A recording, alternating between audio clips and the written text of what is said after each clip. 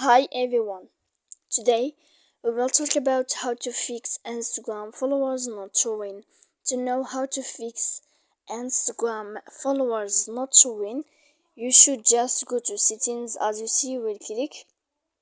After that, in this page you will go to apps here, and when you will see this list you will go down to find the application of Instagram. Here there is like this.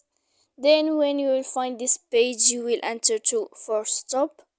After that you will enter to here storage, and then in this page you will click clear cache.